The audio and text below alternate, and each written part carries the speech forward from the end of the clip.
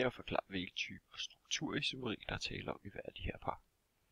I A1 der har vi 2,3 dimethylbutan, og i A2 der har vi 2,2 dimethylbutan.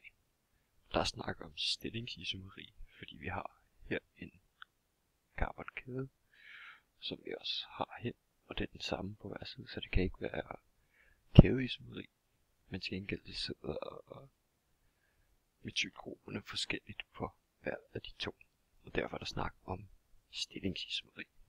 Det der også snakker om hernede, der har vi i A1 pentan 3U, og i B2 pentan 2U. Og det her sidder OH-gruppen på det tredje, og her sidder OH-gruppen på det andet carbonatom. I C er der snakket om funktionsisomeri, i det vi her i C1 har ethyletanoat, og i C2 har butansyre. De har altså forskellige funktionelle grupper. Her er der en estergruppe, og her er der en carboxylgruppe. Et andet eksempel på funktionsisomeri kunne være mellem butanidol og diethyleter. De har begge to formlen C4H10O, men de har som sagt forskellige funktionelle grupper. Så vil jeg forklare, hvilke stof der er på E-form og hvilken der er på Z-form. Vi ser, at vi har en carboxylgruppe, et fluoratom, en metylgruppe og et klortom. Nu ved vi, at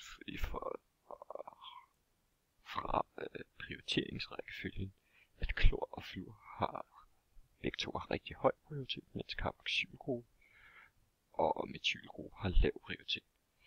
Derfor giver vi F og klor et A, og carboxylgruppen og metylgruppen giver vi et B. Og så får vi altså BA og AB. Og derfor er, det hedder A'erne og B'erne på hver sin side, og derfor må det være en E-form. Herover der har vi carboxylgruppen øverst, den har vi som B, metylgruppen øverst, som vi også har B, og så har vi de to. Hernede klor og fluor, og de er begge to A. Så har vi altså A'erne på en side, og B'erne på en anden side af dobbeltbindingen, og derfor er det Z-form. Så skal vi vise, at der findes to spejlbillede isomerformer af thalidomid.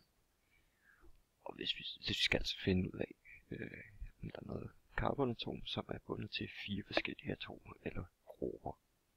Og hvis vi ser herover, kan der ikke være nogen af dem. Det kan der ikke her. Til gengæld her er carbonatomer bundet til et nitrogen, et carbonatom, der er dobbeltbundet til et O, og selvfølgelig et hydrogen, og så er det så også bundet til et carbonatom, der er bundet til 2 hydrogenatomer.